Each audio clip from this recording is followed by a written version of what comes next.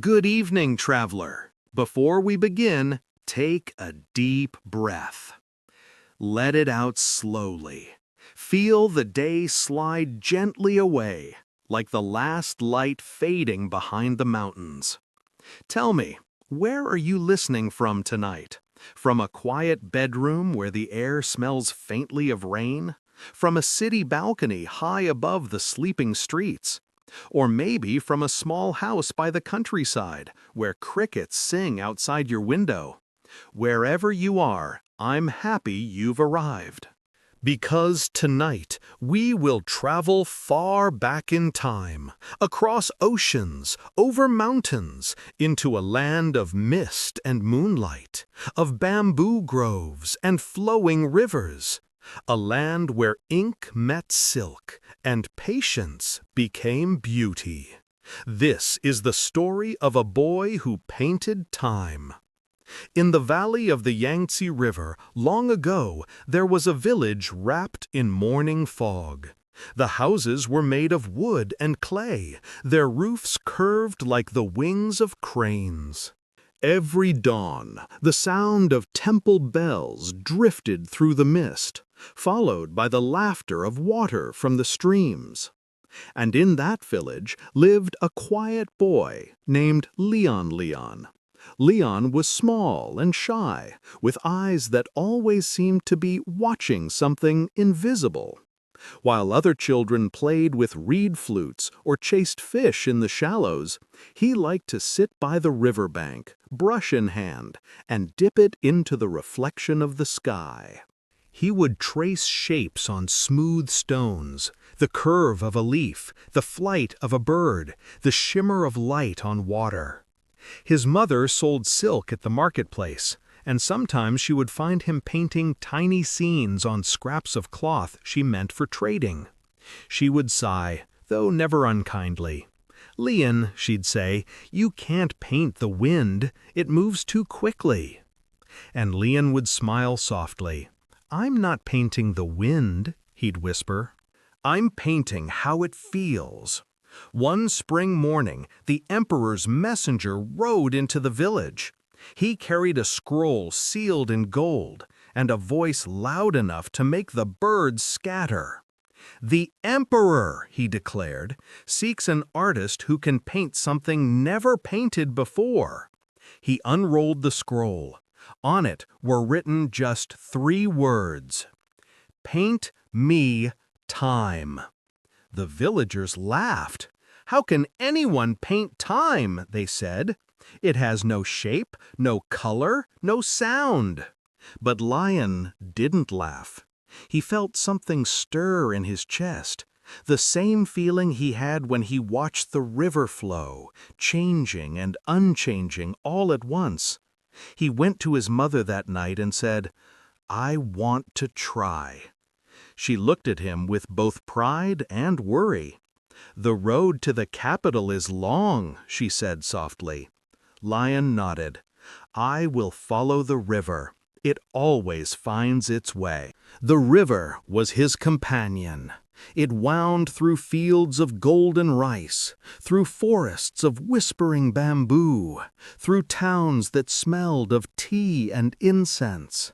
Everywhere he went, he painted, not people or palaces, but moments.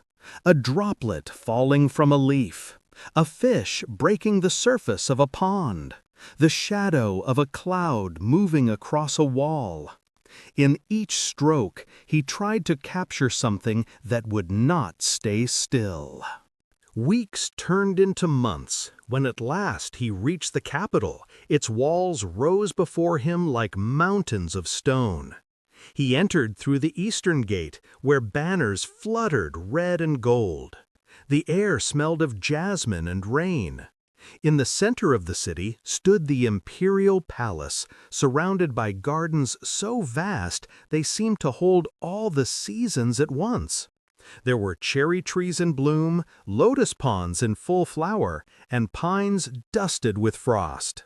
It was said that within these walls, Time obeyed no rule but the emperor's. Lian was brought before the emperor, a tall, calm man with eyes that seemed to see through silence. He studied the boy for a long moment. "So," he said, "you wish to paint time?" Lian bowed deeply. "I will try, your majesty." The emperor smiled faintly. "Many have tried. They painted clocks, seasons, and the rising sun. None captured what time truly is." He gestured toward the great hall. "You have 1 night. Paint what your heart understands. If by dawn I see even a whisper of time on your silk, I will know." Lion was given a chamber overlooking the palace gardens, a pot of ink, a brush made from the hair of a white crane, a sheet of silk stretched across a wooden frame, and nothing else. He sat there for a long while, watching the moon rise over the lotus pond. The surface of the water trembled with silver light. A breeze moved through the bamboo, making a sound like distant rain. He thought about his mother, about the river, about the road that had led him here. He closed his eyes and listened. Time, he realized, was not a thing to be seen. It was what passed between moments, the space between one breath and the next, the way shadows lengthened as the world turned. The way memories lingered after sound faded. He opened his eyes. The brush trembled slightly in his hand. Then he began to paint. He painted the moonlight spilling across the pond. He painted the reflection of bamboo bending in the breeze. He painted the faint rings made by a falling petal. Stroke by stroke, the scene came alive. Not frozen, but moving. The ink seemed to breathe. When he was done, the painting looked simple, almost empty. But if you stared long enough, the shadows on the silk seemed to shift, the water to ripple, the moonlight to glow and fade. It was as if the painting itself was alive with the quiet rhythm of time. When dawn came, the emperor entered the chamber. He stood before the silk and said nothing for a long time. The sun rose behind him, and its light touched the painting, changing it once more. The ink deepened, the silk shimmered, the whole image moved as softly as breath. At last, the emperor spoke. "You have painted what no one else could. You have shown me that time is not a line, but a feeling." He turned to Lian and smiled. "You have given me a gift greater than gold. But what do you wish in return?" Lian bowed. "Only to go home," he said, "to see the river again." The emperor nodded. "Then you shall. But your painting will remain here to remind all who see it that stillness is another form of motion." And so Lian returned to his village, where the bells still rang and the river still sang. He hung his brush by the window and spent his days teaching children how to paint clouds that moved and shadows that danced. He never spoke of the emperor's palace or the painting that now hung in the hall of still water. He only said, "Everything changes, and that is the most beautiful thing." They would swear that if you watched it long enough, you could see your own life moving inside it, a memory, a loved one's smile, a season you had almost forgotten. And in the silence of that hall, the air itself seemed to breathe with time. Now, as you lie here listening, imagine the same moonlight falling softly across your own room, the same quiet breath of wind brushing the curtains. Time moves through you too, not as a rush, but as a gentle flow. You are part of it, the way a river belongs to the ocean and the sky. So breathe in and out. Let the noise of the day dissolve like ink in water. Let yourself drift with the rhythm that carries everything forward, the rhythm that Leon painted so long ago. In your dreams tonight, maybe you'll find yourself by that same river, brush in hand, painting ripples that turn into stars. Maybe you'll hear the temple bells in the distance, calling softly through the mist. And maybe you'll understand, as Leon did, that every heartbeat is a brushstroke on the silk of time. Good night, traveler. May your dreams move gently like the river of ages. May you wake with peace flowing quietly within you. And may the world around you, the light, the sound, the air, feel a little slower, a little kinder, as though time itself were pausing to watch you rest. Centuries passed the way mist passes over water, slowly, gently, leaving no line between then and now. Dynasties rose and fell. Emperors came and went. But in a quiet hall, deep inside the forbidden palace, one painting remained. The Hall of Still Water. Few entered it anymore. Its wooden doors stayed closed most of the year, and the air inside smelled faintly of ink and cedar. Dust drifted in the golden light that filtered through carved lattice windows, and on the far wall hung a piece of silk so old that its threads shimmered like moonlight.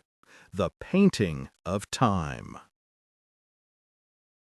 Servants who cleaned the room said that when they worked in silence, they sometimes heard faint sounds from within the picture. The ripple of a pond, the echo of a bell, the whisper of a breeze. But when they turned to listen closely, there was only stillness. In a small village outside the capital lived a young apprentice painter named Jun. He was slender, with long black hair tied neatly and eyes that carried both curiosity and quiet longing. Jun worked for a master who decorated scrolls and fans for nobles, painting blossoms, birds, and dragons. But Jun's favorite subjects were not grand or proud. He liked to paint small things. The fall of rain on bamboo leaves, the shadow of a cloud moving across a tiled roof, a candle flickering before it went out. His master often shook his head. "You paint things that disappear, boy. Who will pay for that?" Jun would smile softly. "I just like to see how they live before they vanish." One summer afternoon, an imperial messenger arrived at the studio. He carried a scroll stamped with the red seal of the palace. The emperor, he said, sought new apprentices to restore ancient artworks. Jun's master, proud of his student's delicate touch, sent him at once. The capital overwhelmed him. Its streets were wide and bright, filled with markets, temples, and the scent of incense and baked lotus cakes. At the palace gates, he was led through courtyards lined with pines, through corridors echoing with the soft steps of servants. Finally, he reached a quiet hall he had never heard of, the Hall of Still Water. An old caretaker greeted him, his robe faded to the color of dawn. "You are to restore what time has touched," the man said, gesturing toward the silk on the wall. Jun bowed deeply. When he looked up, his breath caught. The painting seemed alive. Even beneath centuries of dust, the brushstrokes shimmered, dark ink softening into pale silver, shadows into light. A pond, a bamboo grove, a falling petal. The longer he looked, the more it seemed to move. He could swear the petal drifted downward, that ripples spread across the painted water. He blinked, and it was still again. "What is this?" he whispered. The caretaker smiled faintly. "Some say it was painted by a boy who once captured the breath of the world. Others say it was born from a dream." He handed Jun a soft brush and a bowl of clear water. "Your task is not to change it," he said, "only to remind it that it is alive." For many days, Jun worked alone in the hall. He rose before sunrise, opened the windows, and let the morning light fall gently across the silk. He brushed away the dust as carefully as if he were touching a living creature. Sometimes he thought he heard whispers, not words, but sounds that felt familiar. A drop of rain, a sigh of wind, a heartbeat. At night, when the palace grew silent, he would sit before the painting and talk to it softly. He told it about his village, about how he used to watch fireflies above the river, how he wished he could paint light that moved. Jun leaned closer, breath held. For a moment, the surface of the painting rippled like real water, and in that ripple he saw something faint, the shadow of a young boy holding a brush, smiling. The boy's voice was soft as wind. "Time is not to be kept, but to be tended." Then the image faded, leaving only the stillness of silk. Jun sat back, his hands trembling. The next morning, Jun brought fresh ink and a strip of silk. He didn't plan to copy the painting, he only wanted to understand it. He studied the flow of each line, how the strokes were neither rushed nor hesitant. Every movement of the brush was like breathing, slow, alive, infinite. He realized then what Lian had meant by painting time. It wasn't about moments passing. It was about being present enough to feel them. Every drop of ink was a heartbeat. Every stroke a second that would never return. That evening, when the caretaker came to check on his progress, Jin asked, "Was it true? Did the boy really paint time?" The old man nodded slowly. "Time is always painting itself. He just noticed." The months passed gently. Jin finished his restoration, but he couldn't bring himself to leave. He began to teach the palace children how to paint ripples and clouds, how to listen before lifting the brush. He told them stories about a boy by the river who once painted how the wind felt. Sometimes at dusk, he would stand before the painting in silence. When the light was right, he could see his own reflection merge with the scene. His outline beside the bamboo, his face shimmering in the water. He had become part of the picture, part of its time. He sealed it with a small red mark, not his name, but a single symbol that meant listen. Centuries flowed again. The palace fell silent. Visitors came from faraway lands, studying the art, marveling at its mystery. They said the silk seemed to breathe, that the brushwork changed with the seasons. And when one looked long enough, they sometimes saw two figures reflected in the painted pond, a boy and a young man, painting together, their movements one and the same. No one knew their names anymore, but the painting still whispered. It whispered in the rustle of bamboo, in the ripple of water, in the sigh of wind across the silk. and those who listened carefully carried its calm with them long after they left. Now, as you listen here, you can feel the same stillness that lived in Leon's brush and Jun's hands, the same hush that falls when time pauses to admire itself. The air around you is the same air that moved through the bamboo of ancient China. The breath that leaves your body is part of the same rhythm that shaped rivers and clouds. If you close your eyes, you can almost see the painting. Soft moonlight, quiet water, a single petal falling. Watch how it moves. It doesn't hurry. It doesn't end. It simply changes shape, as you do, as everything does. Each moment, fleeting yet full. Each heartbeat, a tiny masterpiece.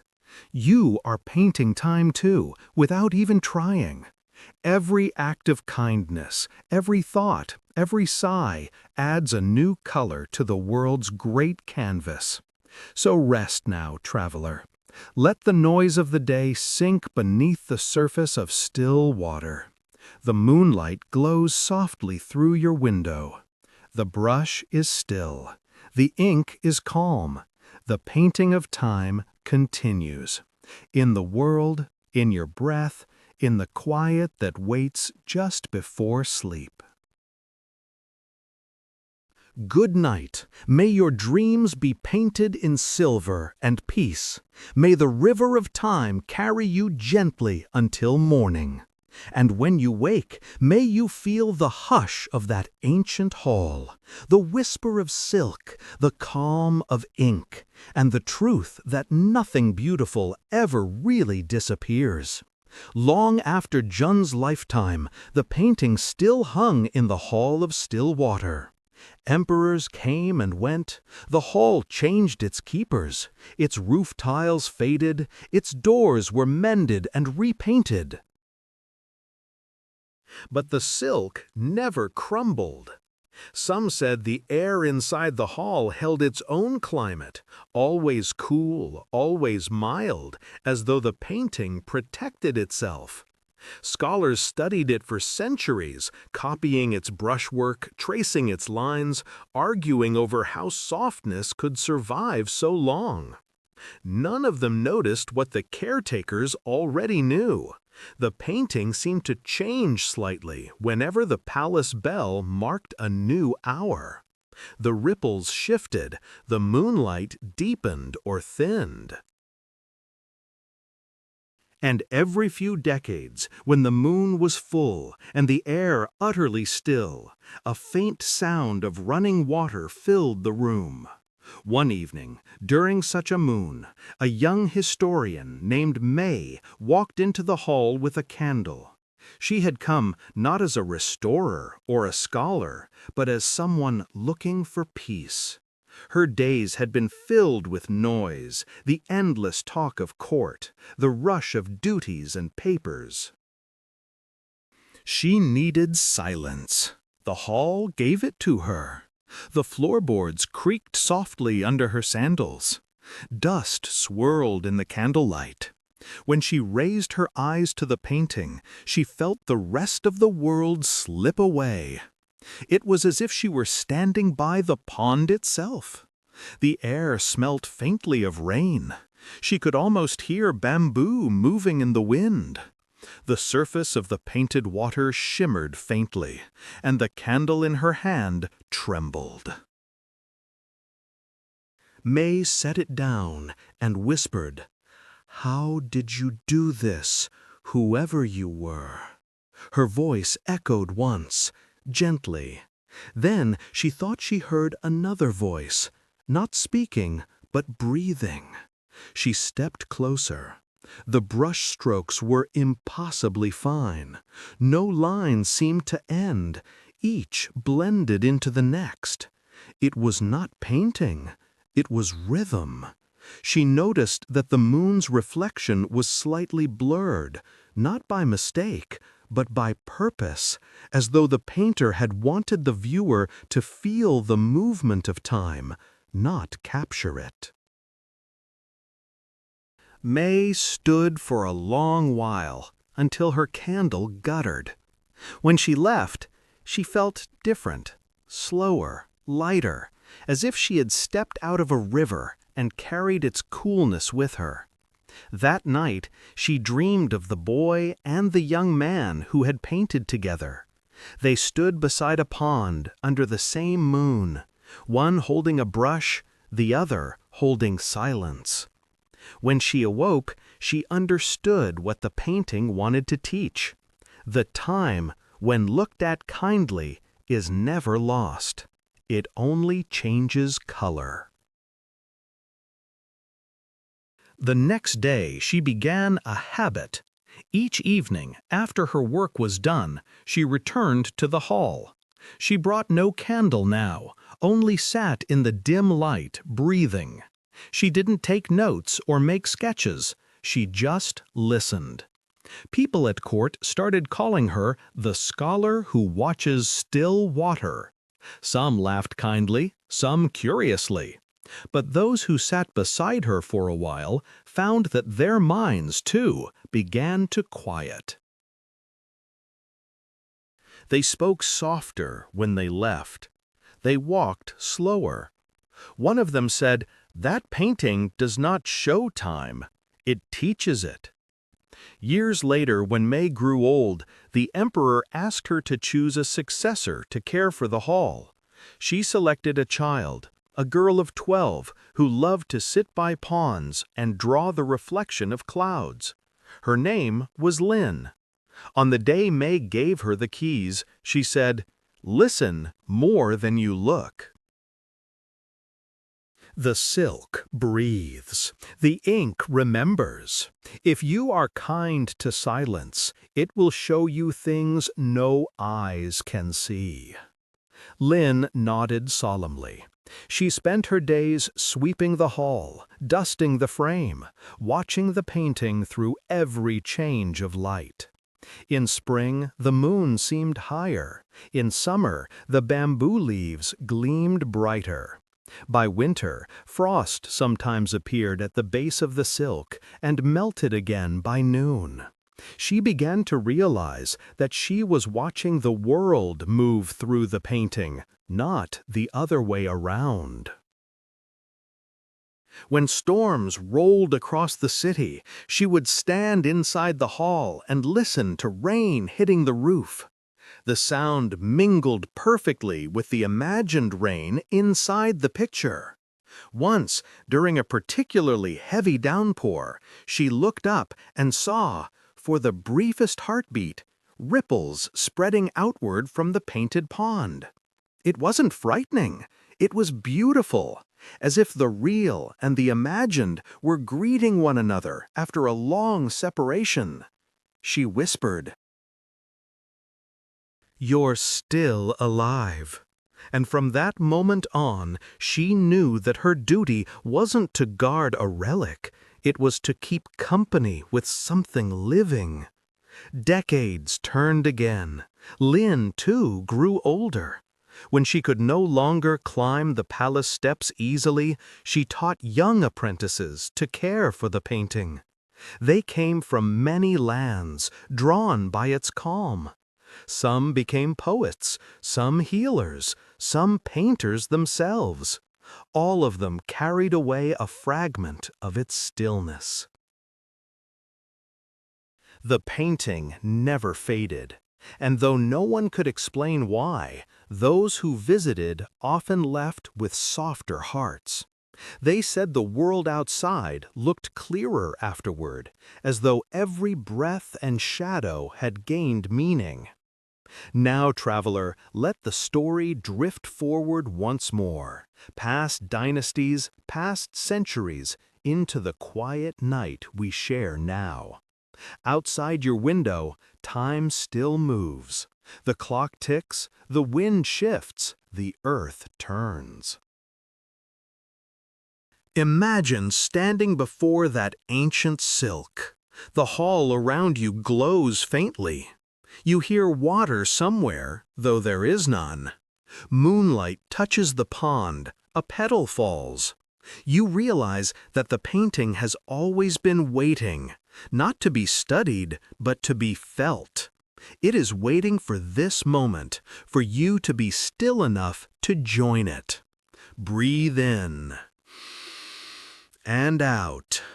Each breath stretches time a little wider. They are all here, in the hush between your heartbeats. If you stay silent long enough, you may hear the same whisper that once reached Lion by the riverbank. You cannot paint time.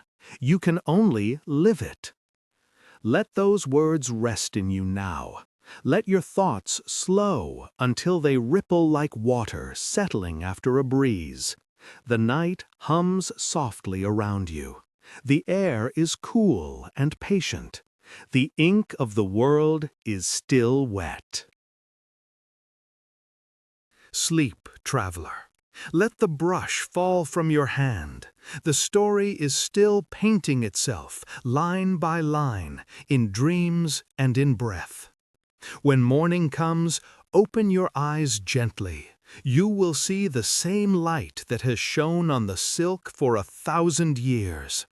Good night. May you rest within the calm circle of time, where nothing hurries, nothing fades, and everything beautiful simply changes shape.